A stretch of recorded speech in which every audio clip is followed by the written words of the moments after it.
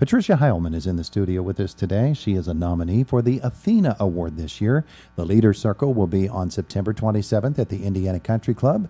And you should get your tickets now to meet people like Patricia and so many others who are nominated for Athena Award, Young Athena Award, the Male and Female Civic Leaders of the Year Award here for Indiana County. It's a very prestigious night, and it's an inspiring night. And Patricia, I don't know, have you been there before to the Leaders Circle events? Yes, I've attended the event in the past, and hearing these people talk about what they've done in the community and what they've done in their profession is truly inspiring. Yeah, when you get to the end of that night, you just feel good. Yeah, you do. Yeah, absolutely. All right, so let's talk about you and your nomination for the Athena Award.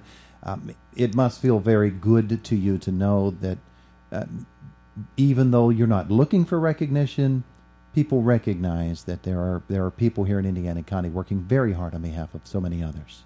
Yes, I was honored to be nominated by the Federation of Democratic Women of Indiana County and by a past Athena Award winner and a past Female Civic Leader Award winner, and that's Kathy King. Mm-hmm. So both of those groups nominated me for this award, and I was surprised, obviously, and honored that they would think of me in this way.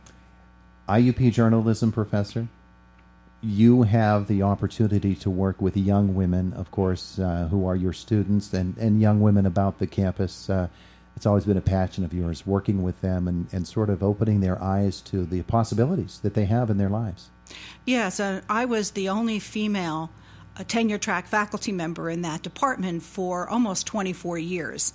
And so I guess I just fell into the role of being a mentor to all students, but in particular women students, to encourage them to reach for the heights and not to limit themselves in their job or their careers. And, especially proud that two of my former students have won Pulitzer Prizes, and that three of them are now faculty members. So they're teaching the next generation of journalism majors, and one of those three is the new chair of the IUP Journalism and Public Relations Department. So. Wow. Very rewarding to see that. Yes, and your concentration, even though it is journalism, you reach out to women in all categories, and specifically you're interested in STEM education, aren't you? Yes, I am a member of the American Association of University Women. I've been a member, I think, for close to 30 years, and their new initiative is to inspire women to go on into science, technology, engineering, and mathematics. So many women are discouraged, even as elementary school students, from pursuing those careers. And AAUW, among other organizations, are trying to encourage women to consider those careers. Tell me about shortchanging. I have to get it straight. Shortchanging girls, shortchanging America. That's the way. That right. was the title of the program that you came up with. Right. This was a national initiative by AAUW, and what they did is they studied how girls are taught math in the elementary schools, and most teachers, we teach the way we were taught. Mm-hmm. And what they found is that while boys were encouraged, women or girls were not encouraged in math, and in fact were kind of shown that they couldn't do it. Mm-hmm. And so this study and the roundtables that we conducted here in Indiana gave teachers some new tools as to how best to teach girls mathematics. Mm-hmm. And by extension, mathematics is just one part of that whole formula, of the STEM formula. I would assume that there are correlations then to the other fields as well. Yes, and one of the things that I tell people about my own educational background was I guess that I had a high math proficiency, but no one ever told me.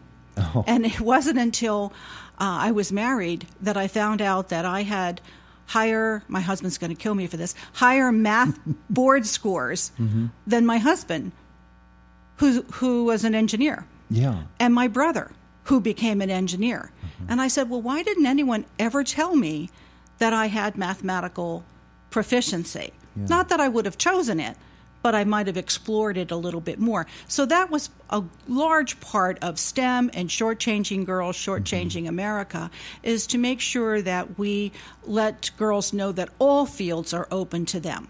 Now, give me an idea of time frame in terms of your study, and then shoot it forward to today's day and age, and changes, some of which I'm sure maybe came about as a result of your study. Yeah, I think as the teachers began to examine the way they approached the classroom environment, they began to see ways of encouraging girls. And now we see more women going into the math and sciences.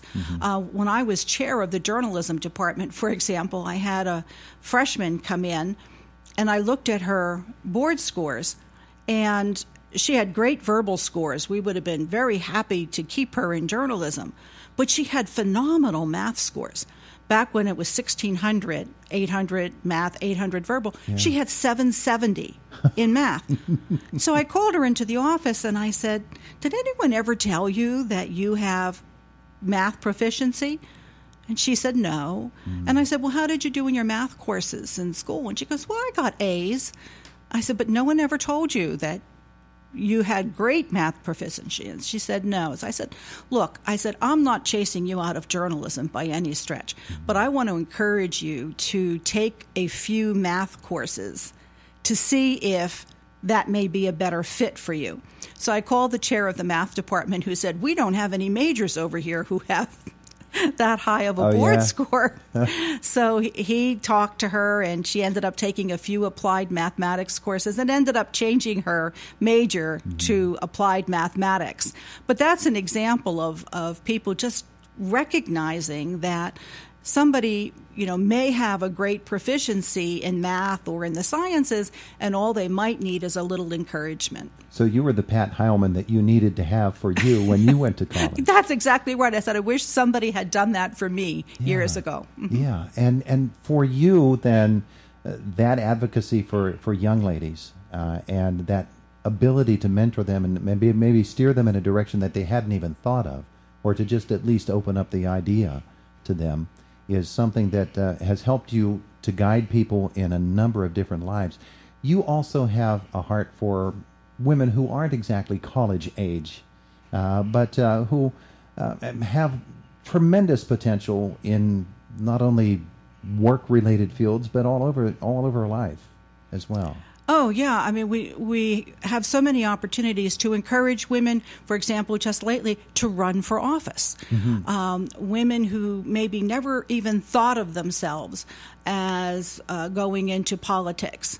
And, of course, through the FDW, our mission is to encourage women to run for office. So, we were very happy, to get behind Shireen Hess, who is now our Indiana County Commissioner. And, of course, we are wholeheartedly supporting Susan Bozier, who's running for the U.S. Congress in the new 15th District. And across the nation, there are more women running for public office now than ever have before. Yeah, and I think it took women encouraging women to do it, to get out there and, just get your feet wet and see what happens. What's the worst that can happen? We're talking with Patricia Heilman this morning. She is a nominee for the Athena Award. We should mention that Jessica Sharbaugh is also a nominee who was supposed to be with us today, but unfortunately could not be. She's a nominee for the Young Athena Award. The idea of the Young Athena Award the past couple of years must have really been heartening to you as well. Yeah, I think we need to recognize women who are in the beginnings of their careers for their leadership ability and not wait till you get to my age where, as we just said, the old Athena people. Because we said that off mic, by the way. That is a way of encouraging women to pursue higher goals for the rest of their careers as well. Yeah, absolutely. That sort of advocacy is needed in all aspects of life. I want to wrap it up with you this morning by talking about other things beyond traditional women's topics. For instance, the St. Thomas More Center. That's good to your heart, close to your heart. There are other causes out there in which you are involved. Yes. Of course, the used book sale is coming up this That's right, weekend. this weekend. I think they're in tomorrow, as a matter of fact, on the program. They are. Yeah. So that's important to me. Supporting the local library here through doing book reviews once a year, where the proceeds all go to the Indiana Library. My favorite is to do a biography of a woman journalist that most people probably never heard of, and her contributions to the field. So, and travel. I certainly love to travel and meet with women around the world. And what I find is we're more alike than we are different. We're going to have to get you in here to talk a little bit more about journalism and women journalists in particular. We'll make that arrangement at some point, okay? Okay. She is Patricia Heilman. She is a nominee for the Athena Award. The Leaders Circle is coming up on September 27th. When you heard that you had been nominated, what's the reaction? I said, what? Because I know of so many women who are, so qualified and worthy of this award. So, yeah, I was surprised. Absolutely. Everybody is when they get the Leaders Circle nominee, because everybody says there's somebody else that's more qualified than me. And it seems to have been your reaction as well. Thank you so much for coming in on this rainy day. Thank you. We appreciate it. It is the voice of Indiana County, WCCS AM 1160 and 101.1 FM.